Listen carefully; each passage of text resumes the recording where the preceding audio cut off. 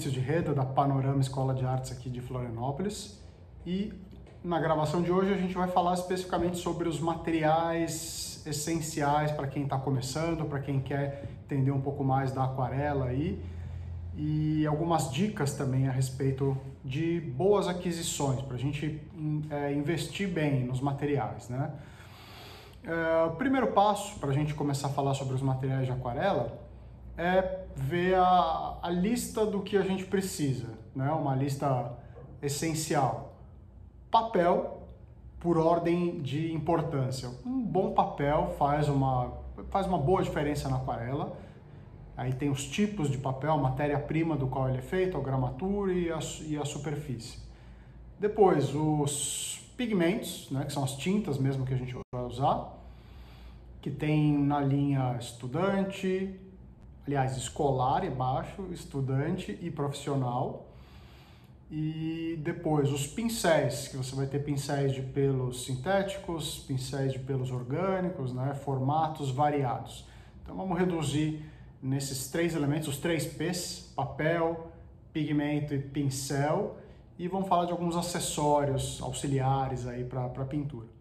Começando aqui com o papel, vamos começar pelo papel mais básico, assim, os tipos de papel mais básico, que são os papéis de celulose, né? O ideal é pelo menos o de 300 gramas por metro quadrado, que se diz, né, de papel. A gente sente que ele tem um peso maior, uma resistência maior. Também dá para pintar, né, alguns exercícios, alguns estudos com papéis um pouco mais finos, 200, 250 gramas, né? Para estudinhos simples dá para fazer. Então a gente vai atentar à matéria-prima do qual o papel é feito, esse aqui é um de celulose, e ao tipo de superfície. Ó. Aqui é uma superfície de rugosidade fina. A gente tem a rugosidade fina, a alta rugosidade, ou grão fino ou grão grosso, e tem o acetinado, que é completamente liso, né? Então, vai do gosto também, todo material precisa ser experimentado para que cada um tire suas conclusões, mas eu particularmente trabalho sempre com papel de aquarela de grão fino, né? O grão grosso ele marca bastante, e o grão acetinado, ou aquele que é totalmente liso, é mais difícil de usar, ele tem umas características muito próprias aí. Então você vai ter papel de celulose, papel combinado com outros tipos de fibras, de outros vegetais, bambu, agave, né? Todas as marcas são possíveis. Esse aqui é um Canson Monval, né? Que é um papel custo-benefício bem interessante. Tem um Canson XL. Os papéis da Hahnemühle também, fabricante alemã, são muito bons. Todos os de celulose, vale a pena experimentar. Os de algodão também. A Saunders, essa marca aqui também, muito boa. Eu tenho especificamente esse aqui com papel blocado, né? Ele vem colado aqui nos 4 cantos, tem essa areazinha para retirar. É um papel de 100% algodão, de um tamanho bom, grão fino, né? Então a gente vai ter essa propriedade aqui do papel de algodão com mais absorção da água e do pigmento, né? Então, enquanto nos papéis de celulose o pigmento tende a ficar mais na superfície, né, mais superficial, aí na camada seguinte, quando você passa, tende a retirar o que está colocado na camada de baixo. No papel de algodão, dada essa propriedade de absorção do algodão, né, o pigmento vai entranhar mais no papel. Então, na camada seguinte, você sente que não sai tanto o pigmento de baixo. É mais fácil, é melhor para trabalhar com essas camadas, com essas coberturas. Quem experimenta o papel de algodão gosta realmente. Vale a pena investir mesmo no começo dos estudos, porque ao contrário do que se pensa, a gente evolui mais com o material bom. A gente sente mais o que é a propriedade da pintura, o que é, né, que se pode esperar mesmo do material com materiais bons, né, da aquarela com um papel bom especificamente. Então, se der, investe num papelzinho melhor, aí, um de algodão ou um de celulose, mas um papel bom, né, porque a gente realmente vê o resultado. Papel barato, assim, entre aspas, para aquarela, não vai ter o mesmo desempenho, não vai ter o mesmo gosto do exercício, acaba desestimulando. Então, papel é uma coisa que vale a pena investir bem. Falando agora sobre os pigmentos, né, as tintas aí especificamente, a gente começa dizendo que os pigmentos eles têm nome e sobrenome, né? Quando a gente fala de tintas profissionais, elas têm a nomenclatura, por exemplo, amarelo cádmio. Cádmio é uma matéria-prima, né, que é usado para fazer vermelhos, laranjas, amarelos, né? É uma matéria-prima das mais caras, então a gente vai ver que tem linhas de aquarela, né? Tem a grupo 1, grupo 2 e grupo 3. Todas as tintas têm essas categorias, né? E tende a ser dividido pelo preço que a própria matéria-prima impõe, né? Então, é bem importante a gente atentar aqui a esses tipos de círculo cromático aqui. Esse é o círculo do Quiller, Stephen Quiller, que a gente encontra o nome do pigmento que faz a função de primária, né? Vermelho, alizarin, permanente rose também, azul ftalo e o amarelo cádmio, segundo o Stephen Quiller, vai compor as cores primárias, que são aquelas que vão dar mais versatilidade para fazer as demais, né? Então, com essas três básicas, essas três cores básicas, a gente já faz muita coisa na aquarela, como mostra esses estudos aqui de fusões de cor. Basicamente, o que a gente tem que saber manipular com as tintas para poder pintar é controlar o tom na aquarela através da diluição do pigmento. A gente vai ter escuros, meios tons e os claros, diluindo com a água, de modo que o branco do papel faça a função de luz. A gente tem que saber controlar a matiz, né? Escolher corretamente a matiz para cada situação, saber fazer as misturas dessas matizes, criar as derivações dessas matizes e controlar a sua saturação, que acontece aqui quando a gente mistura as três terciárias a algum grau, a gente vai ter as cores terciárias, os tons terrosos, marrom, cinzas, e tendem a estar na parte interna do círculo.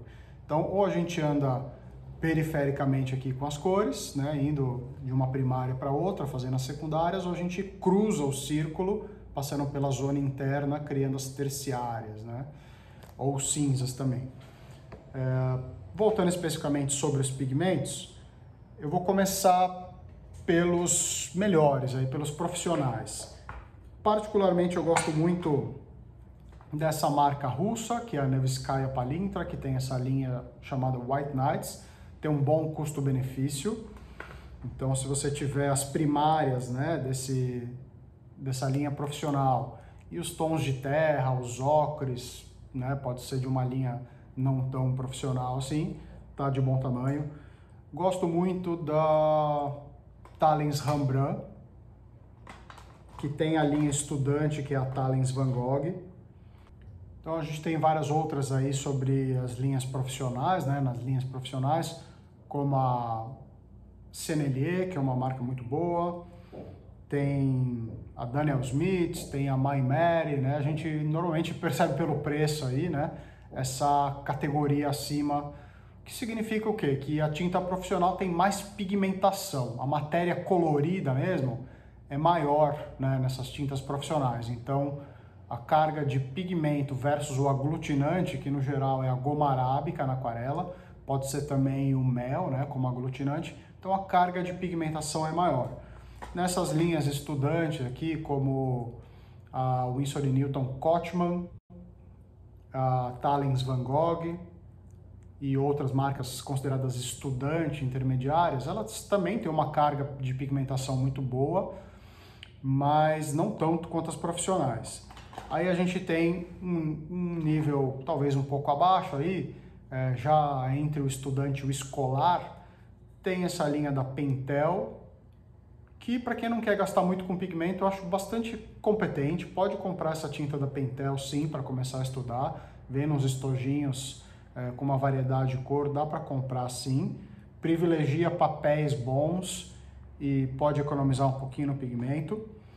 Outro que dá para começar para estudar legal é esse da Cisgraph, essa linha Graph aqui, também dá para estudar, ela tem uma pigmentação boa, embora não me agrade tanto esse formato pastilha aqui, né? Já vamos falar mais sobre os formatos.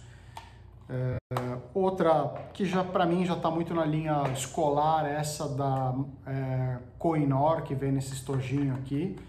Não acho muito bom, acho uma tintura muito forte. E também não é prático esse formato aqui, porque ele é seco demais, porque falta mais área para fusão, né? Essa pastilha é muito dura, muito seca, né? E falta área para fusão de tintas. Esse formato, esse estojinho aqui, ainda é um pouco mais fluido, assim. Ela não chega a ser fluida, mas ela é um pouco mais pastosinha aqui, essa tinta, que está equivalente a esse formato aqui. Esse é um estojinho da Talens Van Gogh, ó, que é uma boa opção também, é prático, embora eu sempre prefira bisnaga, então fica uma dica importante. Tinta em bisnaga vem sempre mais fresca, vem sempre mais fluida do que essa tinta em pastilha, que é seca, eu passo o dedo aqui e nem suja, porque eu preciso toda vez molhar novamente. Isso também faz você ter que esfregar mais o pincel, então acaba desgastando o seu pincel. Então, preferência aí, tinta em tubo, que aí faz a gente precisar de um godê para misturas, né? Esse aqui é um godê, no qual você pode colocar as tintas aqui no fundo, coloque sempre na área do fundo do godê, para poder usar a área de cima aqui para as misturas, né? Então a gente põe o godêzinho aqui, a tinta lá pro fundo, e vem trazendo para cima e fazendo as misturas aqui. Esse é o formato que eu utilizo mais, tem uma área boa de misturas aqui, né? Privilegiem esses tipos de estojo que tem áreas grandes para misturar. Agora outra dica aí, se você tem tintas em bisnaga para pintar em casa, assim, que tá prático, pega um prato de cerâmica, um prato de porcelana, assim, né? Branquinho, e é excelente, um prato de sobremesa ou até um prato um pouco maior, coloca as tintas na periferia do círculo do prato, assim, porque você tem toda a área interna para misturar. Então, uma dica útil aí para mistura quando você está em casa. Para sair, para levar, para pintar na rua, aí realmente esses estojinhos aqui em formato de lata, né, são boa opção. Esse é um da Winsor & Newton, linha artística, né, tem uma pigmentação boa.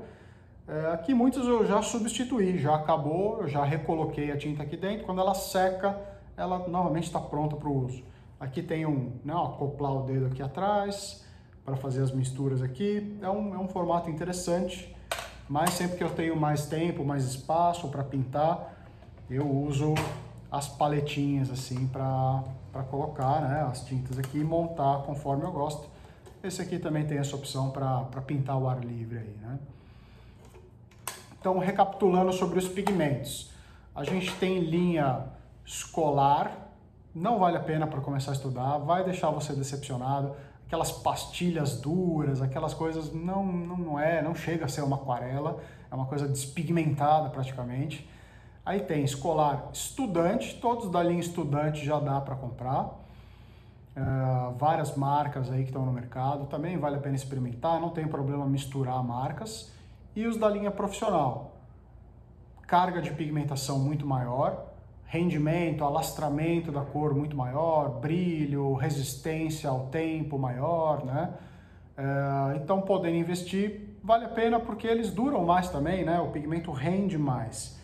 Aí, conforme você vai se familiarizando, né, fazendo esses tipos de experimento, né? Começa com as cores primárias, depois expande um pouquinho, compra cores auxiliares aí,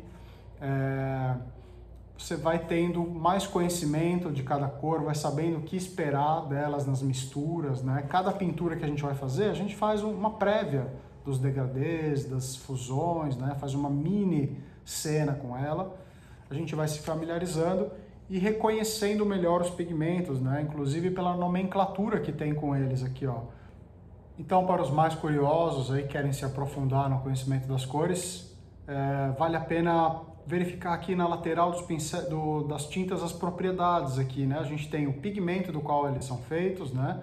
Que mostra que é feito por um azul específico, composto com um branco, qual tipo de pigmento laranja qual tipo de pigmento vermelho, pela nomenclatura, né? PB, PR. Então isso é legal para saber na hora da compra, de escolher bem os pigmentos, vale a pena atentar isso aqui. Tem informação sobre durabilidade de exposição à luz e tem informação sobre a transparência do pigmento, né? O quadradinho vazio é o pigmento mais transparente, ou seja, ele dá menos cobertura. O quadradinho intermediário tem meia transparência ou meia opacidade, e o quadradinho preenchido tende a indicar que o pigmento é opaco, né? Então vamos atentar aqui essa nomenclatura que fica no cantinho dos tubinhos, assim, né? Então falamos aí sobre o segundo P, papel, gramatura, tipo de superfície e matéria-prima da qual ele é feita. Falamos de pigmento, linha escolar, estudante, profissional, e vamos falar agora dos pincéis. Os pincéis também são encontrados numa variedade bem grande aí de qualidades, de tipo, de materiais e formatos, né? Desde esses pincéis básicos, assim, essa linha aqui da Ceramic é uma marca que tem uma variedade bem boa também. Esse é o formato redondo, né? Um tamanho 8 provavelmente. Então é legal ter um fino, um médio redondo e um maior, assim, né? Seria algo como isso aqui, né? Esse é um da Winsor & Newton, um tamanho maior, para coberturas maiores, no formato redondo. Esses são de pelos sintéticos, né? Que aguentam bem, né? São pelos que já substituem bem esses de pelo natural, pelo de marta, pelo de esquilo, né? Que são mais caros também e, né, tem essa questão de ser de origem animal. Aí, além do formato básico redondo, a gente tem esse formato tipo gota, assim, que a gente percebe que ele é mais cheio no bojo aqui e tem uma pontinha. Então você pode trabalhar com ele bem carregado de pigmento, de água aqui, fazendo desde um formato fino, uma linha fina com a ponta, até um preenchimento largo, amplo, né? E ele não volta com tanta repetição ao formato redondo, que deixa mais restrito, né? A gente sempre tem uma linha redonda. Isso aqui ele é mais aberto, ele é mais variado, então consegue uma diversidade de formas de pincelada, né? Tem também os formatos diferentes, por exemplo, pincéis chatos, né, para fazer grandes preenchimentos, pincéis chatos para ter uma marca de pincelada mais para o quadradinho, né? Tem esses pincéis que tem formatos bem específicos, assim, tipo esse aqui, formato adaga, que é para fazer linhas, fios, pequenos galhos, detalhes, né? Então vale a pena explorar bem os tipos de pincel. Eu sempre estou comprando uns diferentes para experimentar, para conhecer, mas no final a gente acaba tendo um kit daqueles 6, daquela meia dúzia de pincéis preferidos, e ao invés de ter muitos pincéis de espessuras próximas, assim, você ter um 4 e um 6, é melhor você ter um intermediário, porque com precisão você controla linhas finas ou preenchimentos maiores e privilegiar variedade de formatos. Então, pincel quadrado, esse aqui eu gosto, eu acho interessante, é um pincel chanfrado, ó, que tem uma pontinha aqui para fazer formatos diferenciados também. Esse aqui também vai nessa linha, ó, é um pincel com um cortezinho aqui com essa ponta, mas, né, dentro do possível aí não é, né, imprescindível que você tenha uma variedade muito grande de pincéis. Com aqueles 6 preferidos aí já dá para fazer muita coisa, né? Agora falando sobre alguns acessórios aí para pintura em aquarela. Já falamos do papel, pigmento e pincel. Então a gente vai ter alguns acessórios aí. Por exemplo, muito importante sempre ter por perto na hora da pintura em aquarela, sprayzinho de água. Esses que tenham um jatinho mais aerosol, assim, do que grandes jarros, grandes gotas, assim, né? Para umedecer o papel previamente, Para usar durante a pintura também, você espirra assim, ela vai se alastrando, né?